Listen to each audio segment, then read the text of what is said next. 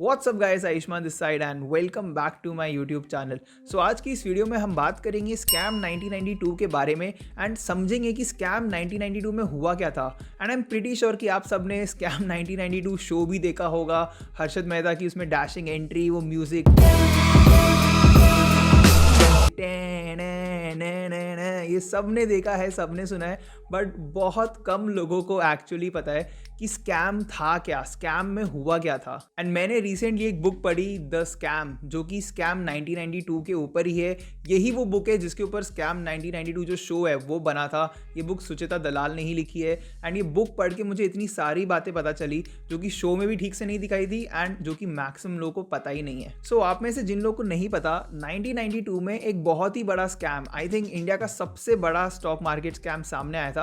And इस scam के बीचों बीच एक स्टॉक ब्रोकर हर्षद मेहता था और उस टाइम पे स्कैम का साइज 4000 करोड़ था, जो कि आज के हिसाब से 2021 के हिसाब से अप्रोक्सीमेटली 25,000 करोड़ है। जो हमने नीरव मोदी और विजय माल्या का स्कैम देखा था, उनको अगर हम मिला भी दे तो भी उससे ज्यादा बड़ा स्कैम है ये आज के टर्म्स में। एंड जब ये स्कैम 1992 अप्रैल में सामने आया, उस टाइम पे सेंसेक्स 4400 पे था।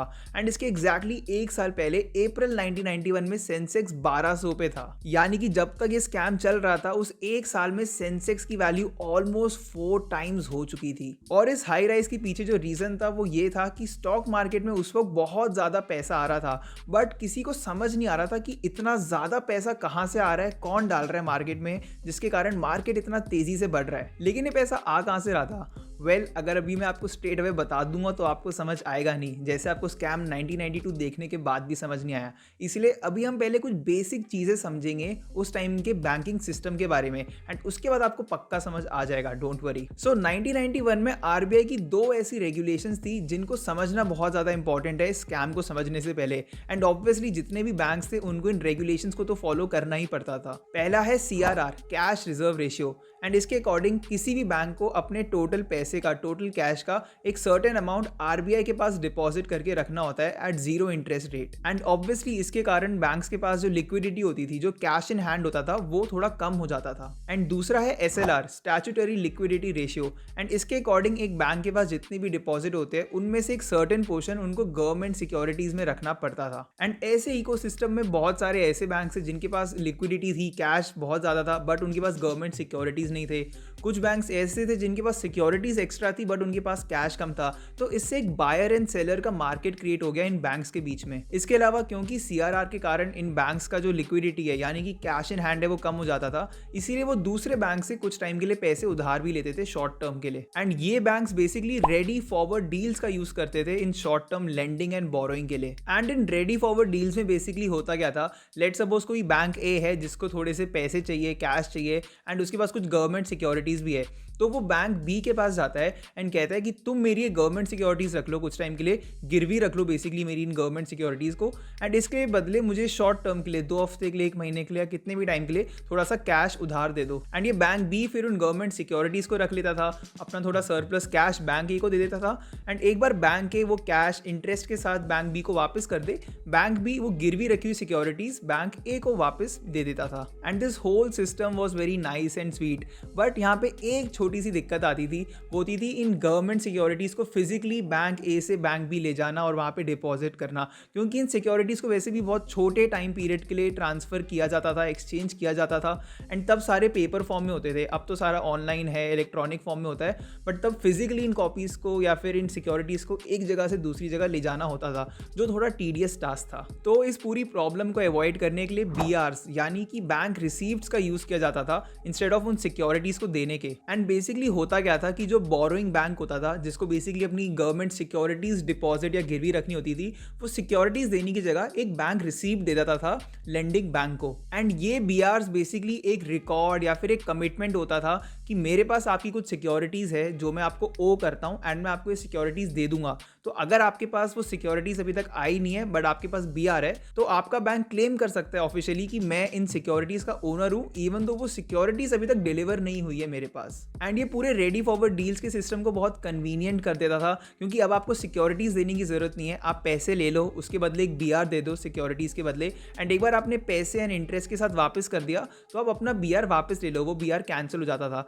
तो बिना एक्चुअल सिक्योरिटीज़ को एक्सचेंज करे आपका ये पूरा रेडी फॉरवर्ड डील हो जाता था। एंड यहाँ तक तो सब कुछ nice and sweet, as I said, अच्छा लग रहा है कि BRs भी आ गए, पूरा रेडी फॉरवर्ड डील्स भी हो रहा है। तो फिर स्कैम कहाँ से आया और हर्षद मेहता की एंट्री यहाँ कैसे हुई? सो बेसिकली उस टाइम पे जितनी भी ये रेडी फॉरवर्ड डील्स होती थी, एक बाइंग बैंक को एक सेलिंग बैंक से मिलाना, उनका मेल मिलाप करना, ये सब ब्रोकर्स करते थे and Harshad Mehta was one such broker. और RBI का यहाँ पे एक और इम्पॉर्टेंट रूल ये था कि जब आप कोई दो बैंक्स रेडी फॉरवर्ड डील्स कर रहे हैं तो जो पैसे का जो ट्रांसफर है वो डायरेक्ट बैंक टू बैंक होना चाहिए, किसी ब्रोकर के पास बीच में या किसी और के पास पैसे नहीं आने चाहिए, डायरेक्ट ट्रांसफर ऑफ कैश होना चाहिए। एंड हर्षद मेहता क्या करता था, वो बेसिकली ऐसे बोरोइंग बैंक से उनकी सिक्योरिटीज या फिर एक BR ले लेता था एंड कहता था अब आप मुझे कुछ दिनों का टाइम दो, मैं आपको पैसा दिलवाता हूँ। एंड दूसरी ओर हर्षद मेहता ऐसे लेंडिंग बैंक्स ढूंढता था एंड उनको कहता था कि आप जो पैसा लेंड करना चाह रहे हो वो आप मेरे को दे दो एंड मुझे कुछ दिनों का टाइम दो, मैं आपको BRs या सिक्योरिटीज दिलवाता हूँ। और ऐसा करना भी इलीगल था, RBI के रूल्स के अगेंस्ट था। एक बैंक को रेडी फॉरवर्ड डील में डायरेक्टली पैसा दूसरे बैंक को देना होता है, ब्रोकर को नहीं देना होता, बट ये उन लोगों ने फिर भी किया। एंड फिर हर्षद मेहता क्या करता था, ये जो उसके पास लेंडिंग बैंक का पैसा है जो कि उसने अभी तक बोरोवर को दिया नहीं है, वो उस पैसे को स्टॉक मार्केट में इन्वेस्ट करता था। एंड उस टाइम पे हर्षद मेहता स्टॉक मार्केट का राजा था, he was the big bull at that time.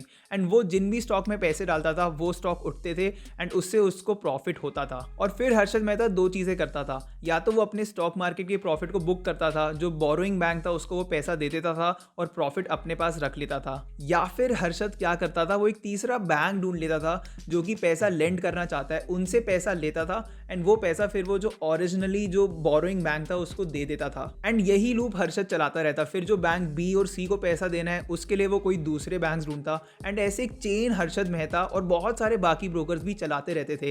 And जो उनके पास पैसे आते रहते थे बीच बीच में उसको वो स्टॉक मार्केट में डाल के स्टॉक्स की वैल्यू को इन्फ्लेट करते रहते थे। इसके अलावा हर्षद मेहता एक स्टेप और आगे चला गया था। अभी तक तो फिर भी जो बोरोइंग बैंक था वो पैसे उधार लेने के लिए अपनी कोई बैंक रिसीव्ड या फिर सिक्योरिटीज देते थे, लेकिन हर्षद मेहता ने दो बहुत ही छोटे बैंक्स, बैंक ऑफ कराद और मेट्रोपॉलिटन कॉर्पोरेटिव बैंक्स में सेटिंग करी, उनके जो टॉप के मैनेजमेंट थे उनसे कुछ सेटिंग करी एंड उनसे उन्होंने फेक बैंक रिसीप्ट्स लेने शुरू कर दिए, मतलब ऐसे बैंक रिसीप्ट्स जिनके पीछे कोई अंडरलाइंग सिक्योरिटी है ही नहीं। एंड हर्षद मेहता इन्हीं फेक बैंक रिसीप्ट्स को इशू करके लेंडिंग बैंक को देता था, उनसे पैसे लेता था and in turn stock market में इन्वेस्ट करता था। एंड यहाँ पे आपको अभी समझ आया होगा कि हर्षद मेहता जैसे ब्रोकर्स एंड बहुत सारे बैंक्स ने RBI के रूल्स की धज्जियां उड़ा दी।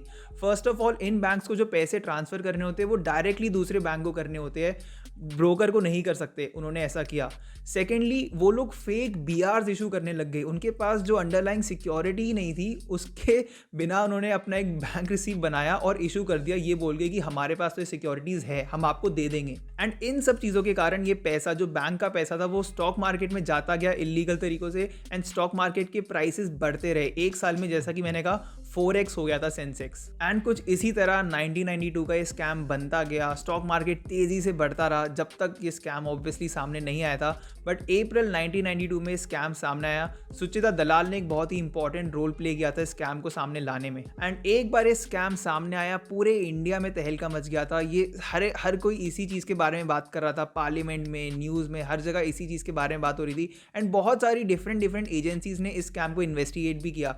RBI ने डेफिनेटली किया, CBI ने भी इन्वेस्टिगेट किया, ED ने किया, इनकम टैक्स डिपार्टमेंट, बहुत सारे एजेंसीज ने इस स्कैम को इन्वेस्टिगेट किया था। एंड अब अगर आप जाके स्कैम 1992 शो फिर से देखोगे तो ऑब्वियसली आपको मज़ा तो फिर से आएगा। फाइनेंस वाली चीज़ों में तो एक फील आती ही है, उसमें तो नो डाउट, बट अब आपको बहुत सारी ये टेक्निकल चीज़ें भी समझ आने लगेगी एंड आपको समझ आएगा कि अच्छा स्कैम में हुआ क्या था। ये जो छोटे मोटे सीन्स दिखाए थे कि ये बैंकर्स लड़ रहे हैं, कुछ बड़े बड़े टर्म्स यूज़ कर रहे हैं, अब आपको चीज़ें समझ बेटर आने लगेगी scam, financial scam point of view से। एंड इसी के साथ हम इस वीडियो के एंड में आ चुके हैं। बट अगर आपको ये वीडियो हेल्पफुल लगी, आपको थोड़ा समझ आया कि स्कैम में एक्चुअली स्कैम हुआ क्या था, तो अपने दोस्तों के साथ, फैमिली के साथ शेयर करना बिल्कुल मत भूलना। एंड अगर आपको वीडियो पसंद आए तो इस वीडियो पे लाइक एंड इस चैनल पे सब्सक्राइब करना भी बिल्कुल मत भूलना। Thank you.